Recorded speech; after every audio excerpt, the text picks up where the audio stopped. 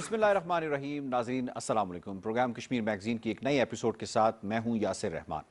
नाज़रीन, मकबूजा कश्मीर में अक्सर हम इस मौजू के ऊपर बात करते रहते हैं कि मकबूजा कश्मीर में जो सबसे बड़ा मसला वहाँ पे ज़मीन का मसला नहीं है, कोई एक जियोग्राफिकल लोकेशन हासिल करने का इशू नहीं है, कोई एक सर्टन पीस ऑफ लैंड हासिल करने का इशू नहीं है, वहाँ पे इंसानों का मसला है।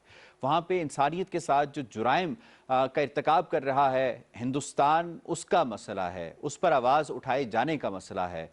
इस पर अक्सर बात होती रही पहले कि जो ह्यूमन राइट्स वायलेशन हो रही हैं, इंसानी हुकूक की बदतरीन पामालियाँ हो रही हैं। अगर हम 5 अगस्त के बाद से देख लें तो उस ब्लैकआउट माहौल के अंदर जितना कुछ हिंदुस्तान कर सकता था, दुनिया में जितने मजालिम ढाए जाते रहे हैं इससे पहले, उन तमाम को यहाँ पे कॉपी किया गया और पूरी तरह इंश्योर किया गया कि किसी तरीके से दुनिया को मालूम ना पड़े इस हवाले से।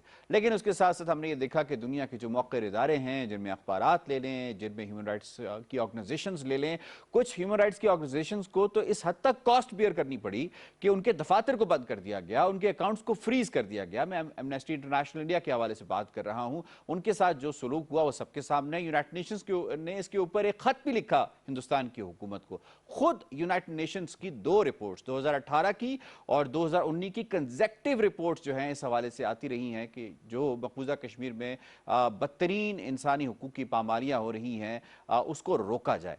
अब रिपोर्ट्स की हद तक तो मामला ठीक है, दुनिया आवाज़ भी उठा रही है। पाकिस्तान ने अपने तय कोशिश करते हुए, जो पाकिस्तान कश्मीर का एक इस तराजे का फरीक भी है, वकील भी है, अखलाकी, सियासी और सफारती सतह के ऊपर पाकिस्तान ने मामला को उठाया। और उसके बाद हमने देखा कि वाशिंगटन पोस्ट हो, न्यूयॉर्क टाइम हो, BBC हो, अल जजीरा हो, स्काई न्यूज़ हो, वॉइस ऑफ अमेरिका उर्दू हो या वॉइस ऑफ अमेरिका के दीगर जो लैंग्वेजेस में चलने वाले चैनल्स हों, उन तमाम ने इस हवाले से आवाज़ उठाई। और उनमें एक चीज़ यकसा थी तमाम के अंदर कि ये इंसानों का मामला है, ये कोई ज़मीन का मसला नहीं है। कश्मीरी ज़मीन हासिल करने के लिए नहीं रह रहे, बल्कि अपने हुकूक हासिल करने के लिए, जो हर इंसान का एक बुनियादी हक है। अगर दुनिया उन्हें इंसान मानती है तो उन्हें वो हक मिलना चाहिए। अब रिपोर्ट्स तो आ गई हैं, इन रिपोर्ट्स के मदरजात को आज हम प्रोग्राम में डिटेल में डिस्कस करेंगे कि ये रिपोर्ट्स पहले वाली रिपोर्ट से 2018 की, 2019 की जो रिपोर्ट आई वो किस तरह मुख्तलिफ थी और क्या उसके बाद एक्शंस लिए गए हैं।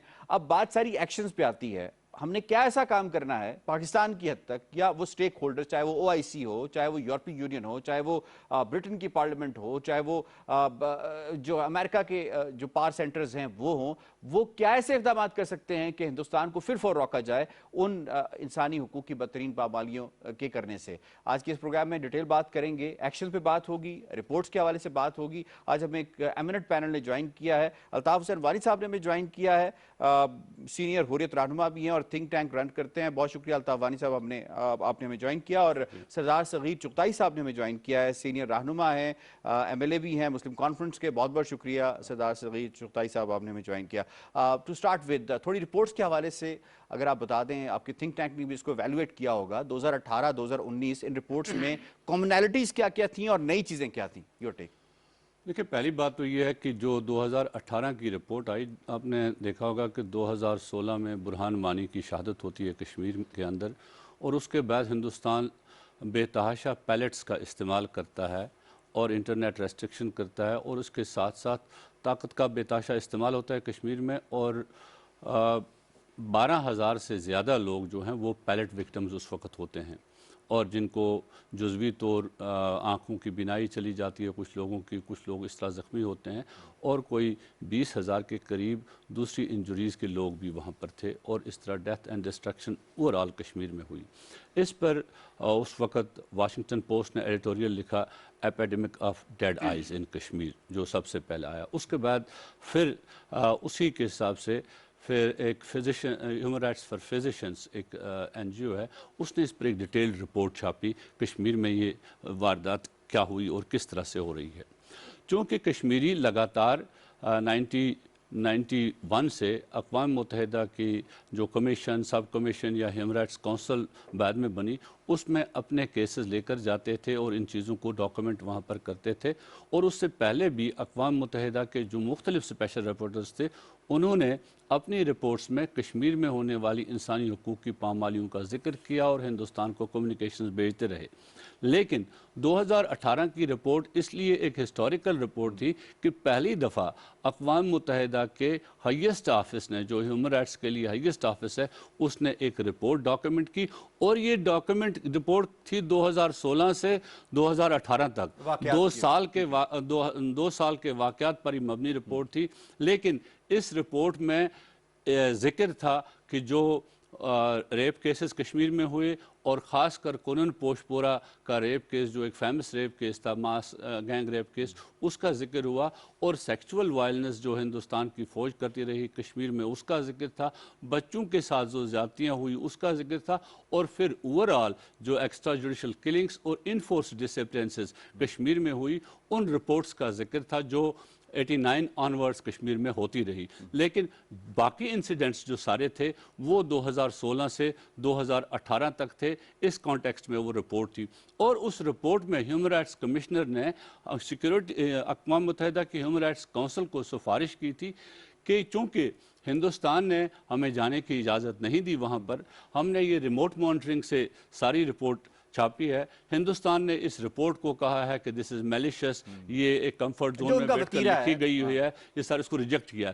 لیکن اقوام متحدہ ہیومن رائٹس کمشنر نے کونسل کو سفارش کی کہ ایک فیکٹ فائنڈنگ مشن کونسل بنائے، کونسل ایک کمیشن آف انکوائری بنائے اس پر، جو کشمیر میں چلا جائے اور وہ آن گراؤنڈ حالات کا جائزہ لے کر ایک رپورٹ مرتب کرے. لیکن ہندوستان نے اس کو نہیں مانا. پھر 2019 میں اسی رپورٹ کے تسلسل میں ایک تو پہلی والی رپورٹ کو انہوں نے انڈورس کیا، اس کو ساتھ ساتھ انہوں نے کہا کہ حالات میں کوئی تبدیلی کشمیر میں نہیں آئی ہے، کوئی بہتری نہیں آئی ہے، بلکہ اس کے ساتھ ساتھ جو وہاں پر کولیٹرل ڈیمیجز ہیں وہ بڑھ گئے ہیں. لوگوں کے گھروں کو مسمار کیا جاتا ہے، لوگوں پر تشدد لگاتار جاری ہے، سیکچول وائلنس وہاں پر بڑھ گئی ہے، ایکسٹرا جوڈیشل ایگزیکیوشنز بڑھ گئی ہیں، اور فیک انکاؤنٹرز بڑھ گئے ہیں. یہ دوسری رپورٹ میں ساتھ ساتھ اور اس رپورٹ میں بھی ریٹریٹ کیا تھا ہیومن رائٹس کمشنر نے کہ کونسل ایک کمیشن آف انکوائری بنائے، اور ہندوستان کو کہا تھا کہ ہمیں وہاں جانے کی اجازت دی جائے، تاکہ اگر آپ سمجھتے ہیں کہ یہ رپورٹ صحیح نہیں ہے تو ہم وہاں جا کر اس کا جائزہ لیں. لیکن ہندوستان نے اس کو بھی ریجیکٹ کیا. اور اس سال بھی 2019 میں بھی جب ہیومن رائٹس کمشنر نے اپنے اپڈیٹس پیش کیے، 2020 کی بات کر رہا ہوں، جب اپنے اپڈیٹس پیش کیے، سالانہ رپورٹ جو ہیومن رائٹس کمشنر پیش کرتی ہے اوورآل، تو دنیا کے جو 22 کانفلکٹس ہیں، جن میں سیریا کا، جو ایسے فلسطین کا، اور دوسرے مختلف وینزویلا، کیوبا، مختلف سچویشنز جو تھی، ان سچویشنز کا ذکر کیا. اس میں کشمیر ان سچویشن میں سر فہرست تھا، اور اس نے کشمیر کے بارے میں پھر کہا کہ کشمیر کے اندر ہیومن رائٹس سچویشن ورس سے ورستر ہوتی جا رہی ہے. اور میں ان رپورٹس کی جو لیگل حیثیت ہے، ان رپورٹس کا استعمال ہم کیسے کر سکتے ہیں اپنی فیور کے لیے، اس پہ دوبارہ آپ کے پاس آؤں گا. میں آپ کے پاس سردار صغیر چغتائی صاحب، ہیومن رائٹس وائلیشن تھوڑا ڈسکس کر لیتے ہیں. ہیومن رائٹس وائلیشن مقبوضہ کشمیر کے اندر جو پچھلے عرصے کے اندر ہوئی ہیں، اس میں جو تیزی آئی ہے، تھوڑا اس کے حوالے سے ہمارے ناظرین کو بتائیے کہ کس حد تک بھارت کی یہ فاشسٹ رجیم جو ہے وہ گئی ہے جو اس کی پچھلی حکومتیں نہیں گئی. دیکھیں یہ ایک تو بیسیکلی یہ جو مودی حکومت ہے، یہ چونکہ ہندوستان کا جو اس کا جو فیس ہے یا جو اس کی آئیڈیالوجی ہے، یہ شروع سے انتہا پسندی پہ ہے. اس کی بنیادی انتہا پسندی پہ آر ایس ایس ہے، اور جتنی بھی وہاں کی جتنی بھی انتہا پسند تنظیمیں ہیں ان کا یہ ایک مجموعہ ہے بی جے پی جو ہے.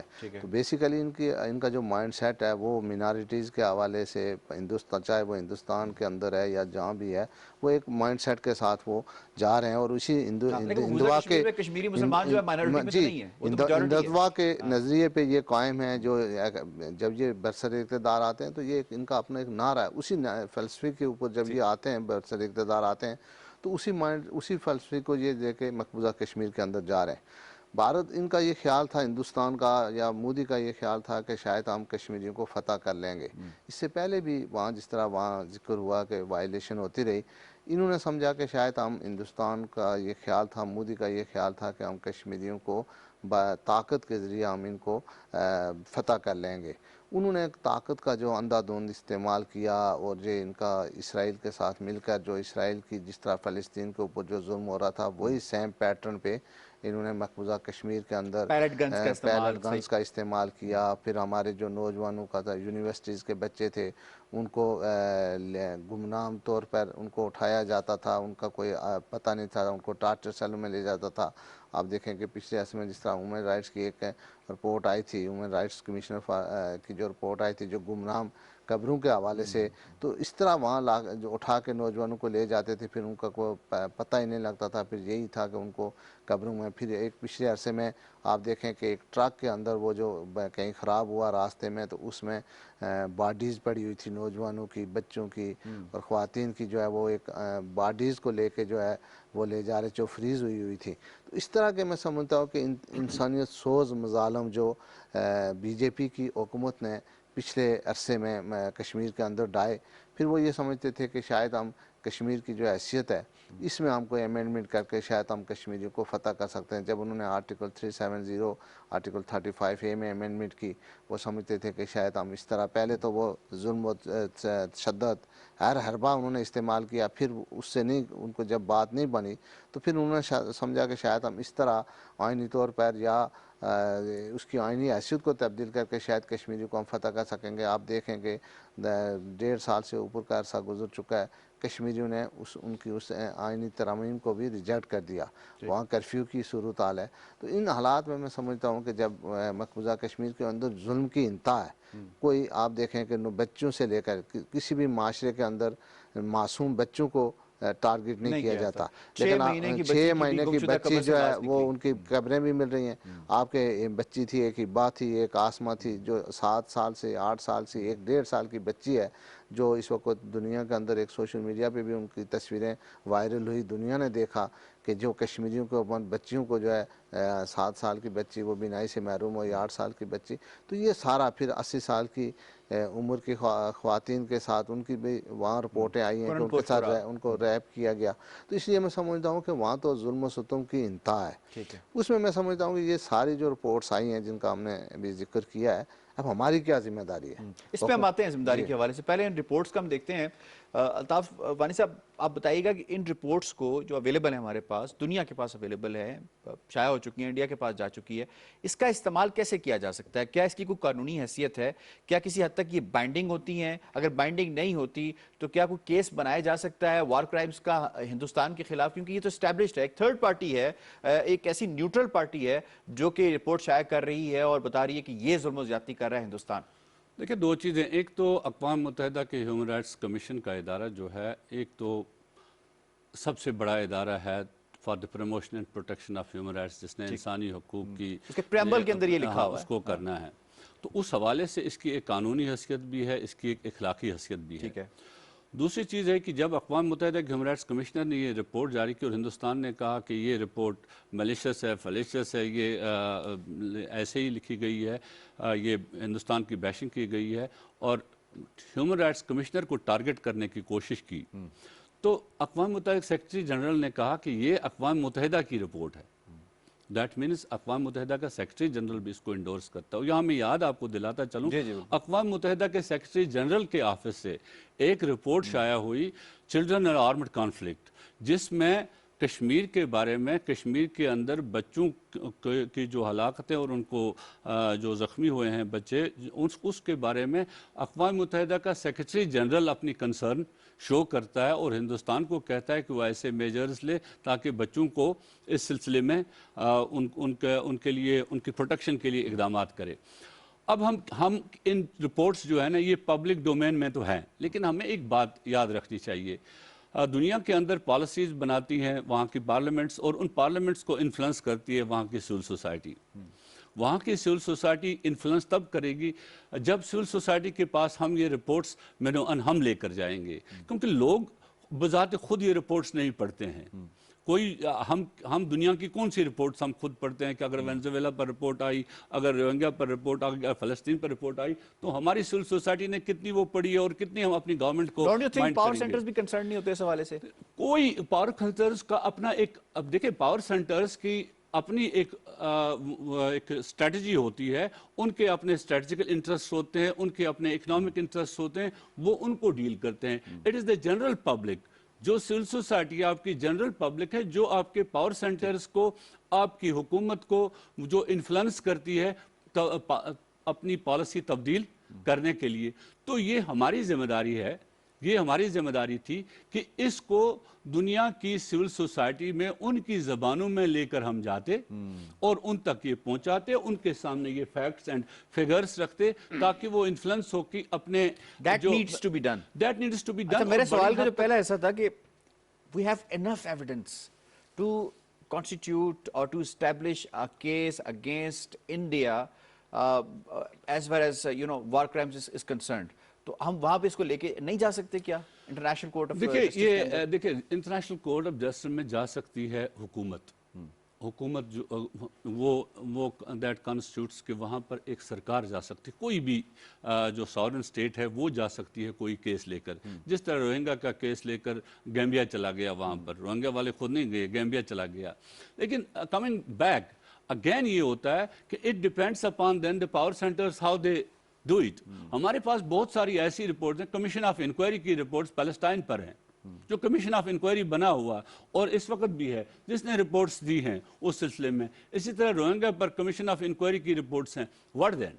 The thing is only you have to influence those parliaments, दो स्टेट्स। जब तक स्टेट्स कोई इकदाम न करें, जब तक स्टेट्स एक दूसरे मुल्क को किसी मैं आपको मिसाल दूं, श्रीलंका पर 2013 में कमीशन ऑफ इंक्वायरी बना, जब उसके बाद श्रीलंका को उन्होंने ह्यूमन राइट्स काउंसिल से उसकी मेंबरशिप सस्पेंड की, लीबिया की मेंबरशिप सस्पेंड की।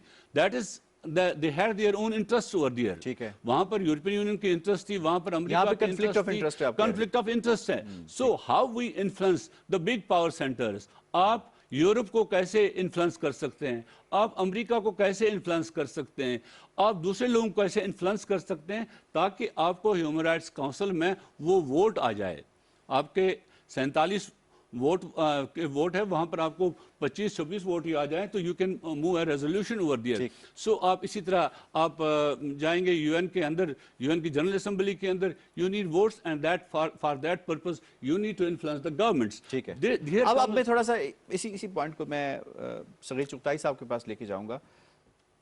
What in your opinion should be the course of action, जो कि दुनिया को ये बता सके कि ये ज्यादतियां हो रही हैं, इस पे हमें रिपोर्ट्स की हद तक ठीक है, आपने कंडेम कर दिया, उसकी हद तक ठीक है, लेकिन कश्मीरी के लिए साय ऑफ रिलीफ अभी तक नहीं मिल सका। उसके लिए जो साय ऑफ रिलीफ होगा वो एक्शंस में होगा, क्या ऐसा करें? देखिए, मैं समझता हूँ कि इस वक्त इससे पहले जब भी दुनिया में पाकिस्तान जाता था तो पाकिस्तान हमेशा डिफेंसिव होके जाता था। आल्दो के भारत जुल्म भी करता था और वो ऑफेंसिव था। वो कहता था जी कि पाकिस्तान दहशतगर्दी कर रहा है, पाकिस्तान वहाँ मुजाहिदीन भेज रहा है। लेकिन आप देखें कि पिछले कुछ अरसे से भारत ये इल्ज़ाम नहीं लगा रहा, इसलिए कि कोई दुनिया मॉनिटर कर रही है, कोई सबूत नहीं है, पाकिस्तान की तरफ से कोई पेनिट्रेशन नहीं हो रही है। इस हवाले से इस वक्त दुनिया के सामने भारत का जो असल चेहरा था, पहली मरतबा ये हुआ कि दुनिया उसको भारत के असल जो चेहरा है, उसकी जो पीछे माइंड सेट हैं बीजेपी के, वो दुनिया के सामने आश्कार हो रहे हैं। अभी आप देखें कि यूरोप के अंदर जिस तरह उन्होंने फेक ग्रुप्स बनाए हुए थे, आईडीज़ बनाई थी, एनजीओज़ बनाई हुई थी, तंजीमें थी जिनको वो फंडिंग कर रहे थे। एक तो मैं समझता हूँ कि ये पाकिस्तान की रिपोर्ट नहीं है, ये पाकिस्तान नहीं कह रहा, दुनिया कह रही है। दुनिया ने रात को आप देखें कि वहाँ उनके एक टीवी चैनल को हेट स्पीच के हवाले से वहाँ बरतानिया के अंदर उन पर जुर्माना हुआ, 20,000 पाउंड का शायद उन पर जुर्माना हुआ। फिर आप देखें कि न्यूयॉर्क टाइम्स की जो अभी रिसेंटली जो उन्होंने मज़ामीन शाया किए हैं, उन्होंने दुनिया को सामने जो कभी जो है ये न्यूयॉर्क टाइम जो है वो शायद आपकी एक छोटी खबर भी नहीं लगाता था, आप इतनी लॉबी करते थे, लेकिन आज उनके एडिटोरियल पे आपकी जो है ना भारत का जो असल चेहरा वो छुप रहा है। लेकिन एक्शंस किधर है? इसी तरह मैं ये कह रहा हूँ कि ये चीज़ें इस वक्त एक हमारे पास इंटरनेशनली भारत के खिलाफ एक माहौल बनता जा रहा है। दुनिया असल भारत का it will take time? No, it will not take time.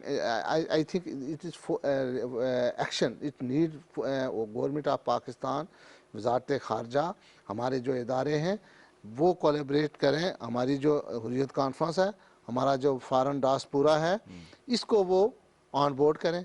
اور اس وقت میں سمجھتا ہوں کہ پاکستان کو ایک جارحانہ خارجہ پالیسی کی ضرورت ہے. جارحانہ یہ جو جتنے بھی ثبوت ہیں ان کو لے کر، جس طرح یہاں وانی صاحب نے ذکر کیا کہ وہ ہمیں ان پاور سیکٹر میں جانا چاہیے. جو ہمارے پاس یورپی یونین ہے، ہمارے پاس جو پلیٹ فارم اویلیبل ہمارے پاس OIC کا پلیٹ فارم ہے، ہمارے پاس جو ہے اور مختلف جو پلیٹ فارم ہیں، ہمارے پاس ہیومن رائٹس کی جتنی بھی دنیا میں جو کام کر رہی ہیں تنظیمیں، میں سمجھتا ہوں کہ یہ ہمارے پاس وقت ہے کہ ہم جا کر سوارتی محاذ پہ. اچھا، سردار زغیر چغتائی صاحب نے OIC کے پلیٹ فارم کے حوالے سے بات کی. ابھی حالیہ ایک کانفرنس بھی ہوئی، ان کی طرف سے ایک اعلامیہ بھی جاری ہوا جو بڑا حوصلہ افزا ہے. کشمیر کے حوالے سے بات بھی کی گئی، کنڈیم بھی کیا گیا سارے معاملات. Don't you think in reports کو اسپیسیفکلی ان کے فیچرز کو وہاں پہ ہائی لائٹ کرنے کی ضرورت تھی؟ ان کا جو کشمیر کے حوالے سے ایک سرٹن گروپ بنا ہے اس میں ہائی لائٹ کرنے کی ضرورت تھی، اسے پروپیگیٹ کرنے کی ضرورت تھی تاکہ دنیا تک یہ بات پہنچے. OIC being the ہمارے ناظرین کو اس بات کا پتہ ہے کہ OIC being the second largest forum in the world. It is second largest forum. دیکھیں ایسا نہیں ہے کہ ایسا نہیں کیا گیا. جو ہمارے مندوب وہاں پر گئے، ایون وزیر خارجہ تھے، صدر آزاد کشمیر تھے، پھر حریت کانفرنس کی نمائندگی وہاں پر Specific تھی. to human rights violation. انہوں نے اسپیسیفک، ان کے پاس ڈوزیر برابر تھا، ان کے پاس تمام ریکارڈز برابر تھے جو ان کو دیے گئے، جو پیش کیے گئے. اور اسی طرح آپ کو یاد ہوگا 2017 میں 2018 میں یہاں OIC کا جو IPHRC independent human rights commission of OIC جو ہے وہ آیا تھا، کیونکہ انہوں نے پہلے مانگ کی تھی ہندوستان کو بھی اور پاکستان کو بھی کہ ہم کشمیر کا دورہ کرنا چاہتے ہیں. ہندوستان نے انکار کیا. جو OIC کے اسپیشل ریپرزنٹیٹیو تھے ان کو بھی آنے نہیں دیا، اور OIC کے جو ہیومن رائٹس کمشنرز ہیں ان کو بھی آنے نہیں دیا. وہ آزاد کشمیر آئے اور یہاں پر وہ لوگوں سے ملے، وہ مہاجرین سے ملے، وہ ان نے وکٹمز کو دیکھا، جو لائن آف کنٹرول کے وکٹمز تھے ان سے دیکھے، جو ڈسپلیڈ لوگ تھے ان سے ملے. اور اس کے بعد انہوں نے بھی ایک رپورٹ شائع کی بذات خود. OIC کا جو independent permanent human rights commission ہے اس کے پاس بھی یہ منڈیٹ ہے کہ وہ مقبوضہ کشمیر کی انسانی حقوق کی پامالیوں کو مانیٹر کرے، اور ہم لگاتار ان کو یہ انسیڈنٹس بھیجتے ہیں. یہ ان کو اسپیسیفک بھیجنے کی ضرورت نہیں ہے. the only thing جو ہے وہ ان سارے چیز، یہی وجہ تھی کہ OIC ایز اے گروپ اس نے ایک بہت ہی جاندار ایک قرارداد اس سلسلے میں ریزولوشن پاس کیا اور ٹائملی پاس کیا، کیونکہ بڑی چمے گوئیاں ہو رہی تھی. لیکن جو OIC کے ممبر کنٹریز ہیں ان کی طرف سے، اور اس میں پہلی دفعہ یہ ایسا ہوا کہ اس دفعہ بھی کہ جب بڑی چمے گوئیاں ہو رہی تھی سعودی عرب کے بارے میں، UAE کے بارے میں، لیکن سعودی عرب نے کشمیر پر بات کی، UAE نے کشمیر پر بات کی، ترکی نے کشمیر پر بات کی، انہوں نے کشمیر پر بات کی. وہاں پر اس OIC کے میں کہتا ہوں وہاں پر انہوں نے بات کی، چونکہ کانٹیکٹ گروپ کا اجلاس اس دفعہ نہیں ہو سکا وہاں پر کیونکہ پہلے سے ایک شیڈول تھا. لیکن بات یہ ہے کہ OIC اپنی جگہ ہے، OIC اپنا کام، لیکن جو ممبر کنٹریز ہیں they have to put their weight somewhere. Individual member countries, جب آپ ایک یونین کی بات کرتے ہیں دیٹس سم تھنگ ایلس، لیکن جو انڈیویجول ممبر کنٹریز جو ہیں جب ہیومن رائٹس کونسل میں وہ ہیں وہاں پر وہ اس رپورٹ پر بات کریں. بات تب بنتی ہے ہیومن رائٹس کونسل کے اندر جو ہیومن رائٹس کمشنر نے رپورٹ پیش کی اس رپورٹ پر بات کرتے، اس رپورٹ پر یورپی یونین سے لوگ بات کرتے، اس رپورٹ پر نارتھ امریکہ سے لوگ بات کرتے، جو اسٹیٹس ہیں وہ بات کرتے، NGOز نے دنیا کی بات کی. ہم اکثر یہاں کہتے ہیں کہ انسانی حقوق کے ادارے کہاں پر موجود ہیں. I can tell you each and every human rights organization جو دنیا بھر میں ہیں اس نے رپورٹ شائع کی کشمیر کے بارے میں ہر جگہ. اور even UN human rights council کے اندر 20 سے 25 جو بڑی NGOز ہیں انہوں نے فلور لیا اور اس پر بات کی اور کنڈمنیشن کی ہندوستان کی. بالکل ٹھیک. میں سدا صاحب آپ کو ٹورڈز دا لاسٹ اینڈ ہم جا رہے ہیں. بینگ دا پیپلز ریپرزنٹیٹیو، آپ MLA اور مظفر آباد کو کہا جاتا ہے کہ بیس کیمپ ہے یہ آزادی کا. کیا گورنمنٹ آف پاکستان سے آپ کی ایکسپیکٹیشنز ہیں اسی تناظر میں؟ کس طرح مزید کام کیا جائے تاکہ ہیومن رائٹس وائلیشن جو ہیں اس کو ہائی لائٹ کیا جا سکے اور دنیا کم از کم روکے اس مظالم کو، اس ظلم کو جو انڈیا وہاں پہ مقبوضہ کشمیر میں میں ڈھا رہا ہے؟ سمجھتا ہوں کہ اس وقت جو ہماری جو ایکسپیکٹیشن ہے حکومت پاکستان سے کہ حکومت پاکستان جو ہے سوارتی محاذ پہ میں سمجھتا ہوں کہ ہمیں تھوڑا سا ایکٹیو ہونا پڑے گا. آلدو کہ جس طرح پرائم منسٹر پاکستان نے UN کے اندر بڑا جاندار موقف کشمیریوں کا پیش کیا، کشمیر کے حوالے سے بڑی جاندار بات کی، لیکن اس کا فالو اپ نہیں تھا. اس کے بعد آپ دیکھیں کہ ہمارے چونکہ کچھ اندرونی مسائل، پھر یہ کووڈ کی وجہ سے اس طرح ہم مسئلہ کشمیر کو انٹرنیشنلی ہم نہیں لے جا سکے. ابھی میں سمجھتا ہوں کہ ہمارے پاس جس طرح یہ ह्यूमन राइट्स हैं, यूएन के जो कमीशन फॉर ह्यूमन राइट्स की जो रिपोर्ट्स हैं, हमें ये रिपोर्ट्स लेकर वो दूसरी जो हमारे पास अपने जो जुल्म सितम है, हमारे पास अपने जो हक़ाइक़ हैं, आलिया जो उन्होंने यूएन की वेस्टर्न मिशन पे जो फायरिंग हुई, इस तरह हमें एक डोजियर बना के मैं समझता हूँ कि हमें जितने भी पावर सेक्टर हैं हमें वहाँ जाना चाहिए और बार बार उनका बार डोर बार नॉक करना हमें चाहिए जब डोर तक कोई ना रिप्लाई ना करना आए। होगा। ठीक फिर ठीक हमारा अपना एक डायस्पोरा है जो बड़ा वाइब्रेंट है कश्मीर पर, वो बहुत काम ठीक करता है, उनको एंगेज करना चाहिए। उनको एंगेज ठीक है, करना सरदार चाहिए। सुताई साहब जी हुर्रियत क़यादत को सही मैं समझता हूँ कि हमें चाहे वो इस तरफ उस तरफ ठीक है, उनको ऑन बोर्ड करना ऑन चाहिए। बोर्ड करना चाहिए। सरदार सगीर चुगताई साहब और ताफ़ सरवानी साहब, दोनों मेहमानों का बहुत बहुत शुक्रिया, wonderful contribution towards topic of the day. और नाज़रीन, जैसे अभी इंडियन चीफ जो है वो हमारे दोस्त ममालिक में विजिट भी कर रहा है, तो पहले तो यकीनन मुसलमान बाकी ममालिक को इस बात की हैरानी हुई है कि किस तरह से विजिट अरेंज किया गया है, लेकिन अगर ये विजिट हो भी रहा है तो जो हमारे दोस्त ममालिक हैं, सबसे पहले उनका जो सवाल होना चाहिए मकबूजा कश्मीर के हवाले से होना चाहिए, उनके जो मजालिम ढाए जा रहे हैं उस हवाले से होना चाहिए, ताकि इंडियन चीफ को ये पता हो कि ये मुसलमान ममालिक, चाहे वो OIC का प्लेटफॉर्म हो या अलग से हो, इन तमाम हालात से बिलखुसूस आगाह हैं जो ह्यूमन राइट्स वायलेशन जो वहाँ पे हो रही हैं, ताकि इस हवाले से भी उन पर असर पड़े। ये यकीनन एक अपॉर्चुनिटी है इस चीज़ को डिस्कस करने के हवाले से। प्रोग्राम कश्मीर मैगजीन से इतना ही। यासिर रहमान को दीजिए इजाज़त। अल्लाह निगहबान।